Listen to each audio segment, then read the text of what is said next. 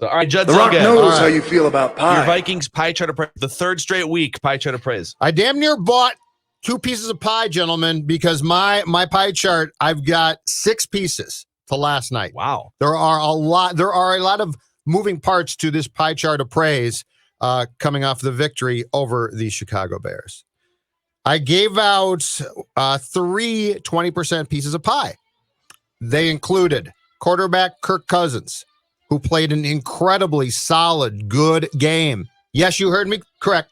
I said incredibly solid, good performance, did everything that he was asked to do, made some big throws, was ridiculously good on third down, 10 of 11, I believe, on third down. 5 of those to Jefferson. Kirk Cousins, 20%. It could have been more.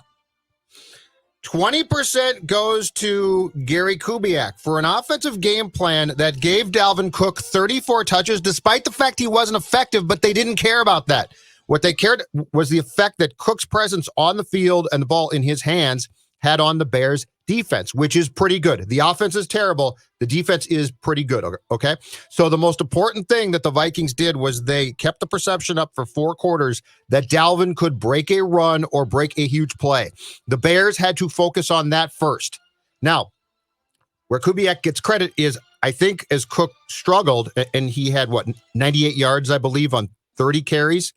As Cook struggled to get yards, I think in football there's the temptation to say, oh, you know what, let's just pass. Let's go elsewhere. They didn't. They did a really good job of keeping Cook in the game plan throughout the entire game, which meant the Bears had to focus on Cook first, Cousins second. 20% to Coobs. 20% to Zim for continuing a defensive game plans of masterpieces. So the Vikings win one of their first 6 games. And they're young and green and defensively look terrible. Mm-hmm. And I think that a lot of those young players are learning and progressing. But I think just as importantly, during the bye week, Zim sat down and said, I need to do a better job of scheming here. I need to do a better job of putting my guys in a position to succeed, much like with Kirk, doing what they do well. So the expectations of, well, Gladney is my cornerback, and so he should do this, need to go out the window and be replaced by, what does Jeff Gladney right now in his life do well? So Zim, defensive game plan, 20%. In his life. I like that. It's a holistic approach to coaching. Yeah, but if you say, well, Xavier Rhodes in his prime did this, and so Gladney, you know what? Gladney can't yet. Perhaps someday he can. Right now he can't. 2 15% chunks of this pie. One of them goes to, and this might be high, but my God, is he good. One of them goes to Justin Jefferson. As I said before, 5 catches on third down. And here's the incredible thing. This guy's a rookie. He runs routes and plays like he's in his 4th year.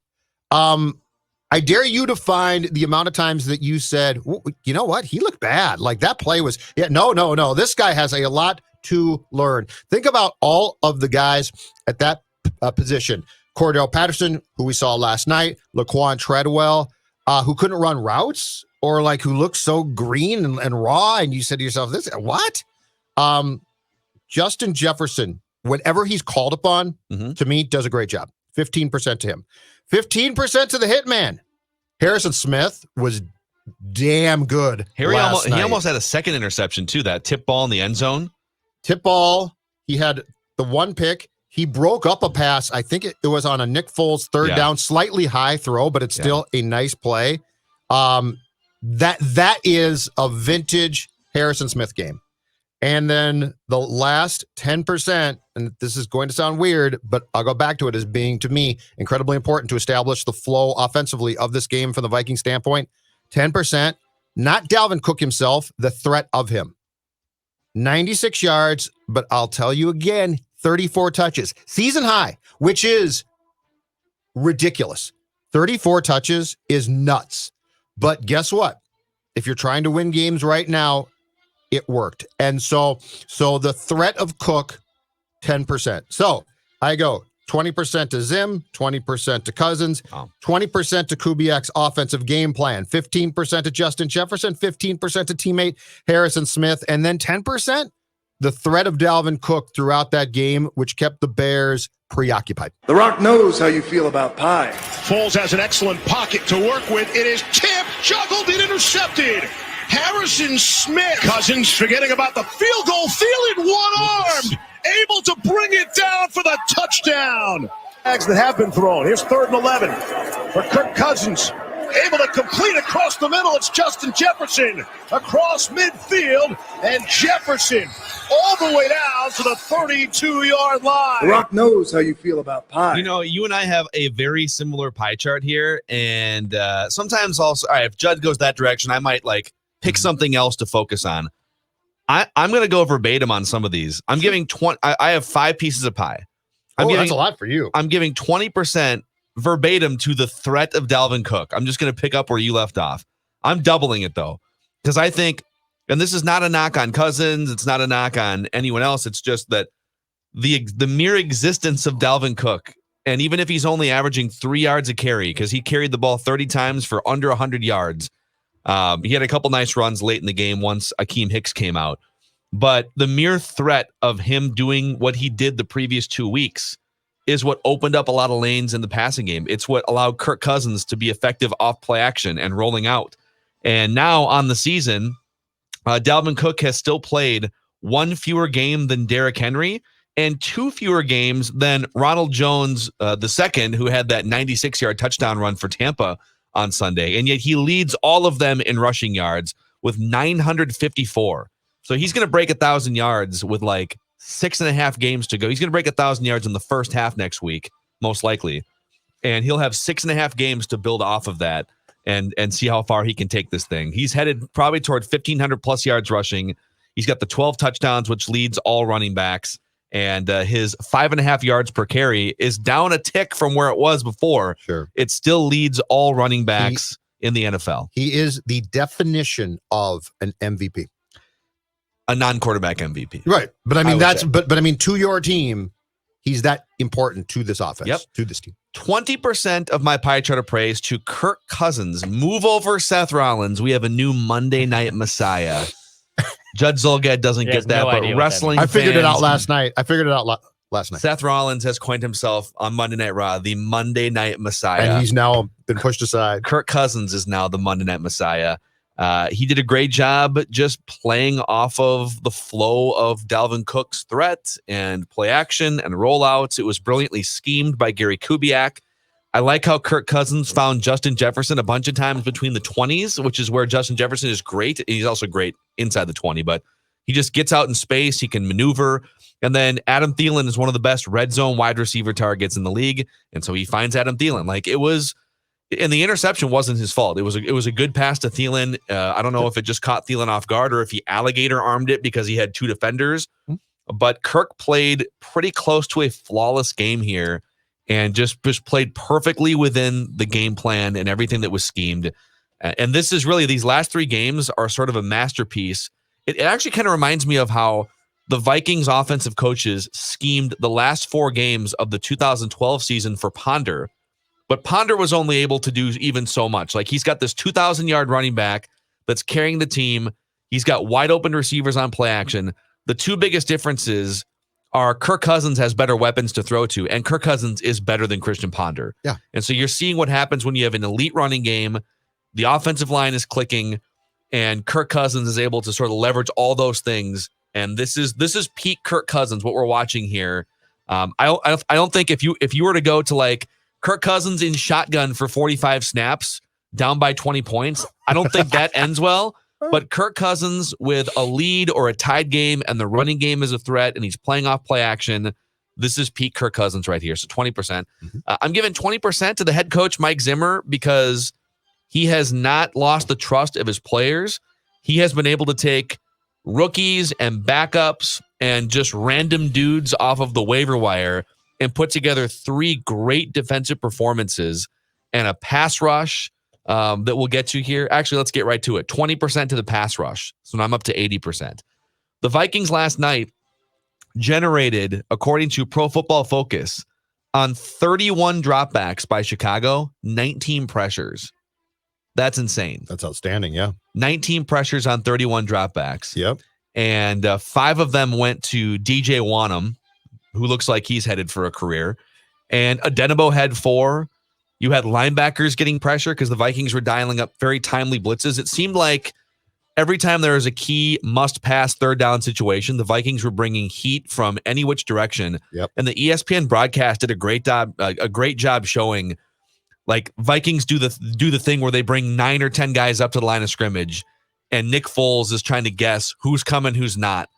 And the Vikings did a great job of just like randomly dropping Harrison Smith back to double team Allen Robinson at the last minute. And Nick Foles doesn't know where he's throwing the ball. Extra second, boom, it's a sack. And then I'm giving my last 20% of my pie chart of praise to 35 years of Bears offensive ineptitude. It's a lifetime achievement slice of pie for the inept, embarrassing, bag over your head Bears offense. And yeah, Matt Nagy, you get a bite. Nick Foles, you get a bite. I think it's bigger than that, though. We talked about this on Ventline last night, and I brought the stat up last week. Since Walter Payton retired, the highest the Bears have finished in total offensive yards is 8th. They've been non-threatening for my whole life. Yeah, that's impressive. And last night, I feel like last night was the crowning of 35 years of complete buffoonery on offense for the Chicago Bears. Worthy of a standing ovation. Probably. I've given that point some thought too. And when the Bears have been coached by defensive guys, right? Because they were at one time the monsters of the Midway.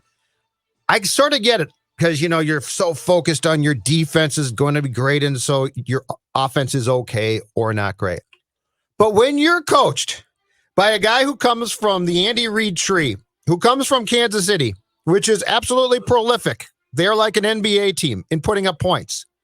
And you look like this still, that's the scarier thing. Like if this was just a hardcore defensive gritty team and their offense just sort of ground and pound, you'd be like, okay, that's not fun. Yeah. But I sort of get the philosophy then, or at least I can buy into it a little bit. But think about this. Matt Nagy comes from the Andy Reid tree of offensive guys. And this is it. It's incredible. Now, his career record as a head coach is actually really good because they were 12-4 in their first season. Yes. They were only 8-8 last year, and they're 500. So I mean, he's 25-17 as a head coach, which is actually a better winning percentage than Mike Zimmer's career record, just by a smidge. Don't get me wrong, I'm taking Mike Zimmer. Yeah, I was going to say Matt Nagy. No thanks on Matt Nagy. But that's my pie chart. So 20% the threat of Dalvin Cook, 20% Kirk Cousins, 20% Mike Zimmer, 20% Vikings pass rush, and 20% to 35 years of Bears offensive. That's a nice chunk of pie to the Bears. I mean, we all watch the same game, That's right? That's a very nice chunk of pie. Dude, it looked like, I know. I would say half of Nick Foles' passes looked like he was just blindfolded, doing like a pin the tail on the donkey and just throwing the ball to a random place on the grid. Totally. Like, who are you throwing to? And then he missed 2 wide open touchdowns. He missed Jimmy Graham at the pylon, the back shoulder that he just sailed 10 feet high. And then he missed a wide open touchdown to put the Bears maybe in front to win the game. Oh, yeah. Yeah. It's like, okay, dude. That was a bad miss. How bad is the injury, by the way? Do we have any more Sounds information? like it's not that bad. Maybe he just heard wanted driving in. It's not that bad. Oh, God. Oh, I can't breathe. I'm pulling Nick Foles. I'm out. I can't feel my legs. Oh, my hip. Yeah. Someone give me a walker. I'm out. I'm 65 years old. Give me a walker. Oh, God. Do we Corona The Rock knows how you feel about pie. It hurts so bad. All right, Declan Goff, your pie chart. The Rock knows how you feel about pie. Just 3 pieces of pie for me. Just 3. Wow. Kirk Cousins. You get 40% of this pie. Wow. So Kirky came in 0-9 on Monday Night Football. That's like Zim said. We all heard about it.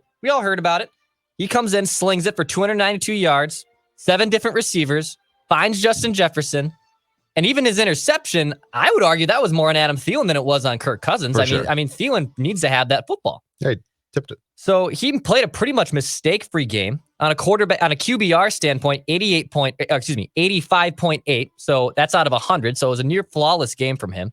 Kirk Cousins, you stood to the occasion, you rose up, you get the biggest chunk of pie, 40%. Dude, Kirk Cousins, man. I can't believe it. I couldn't believe it watching. What a boss. I can't believe you guys were so negative about Kirk early in the season. Oh, yeah.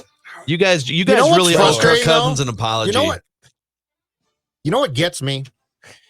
if they had called the games correctly, and like they could have come to Phil in June and been like, what should we do about Kirk and Cook? And Phil would have told him to do what they did last night.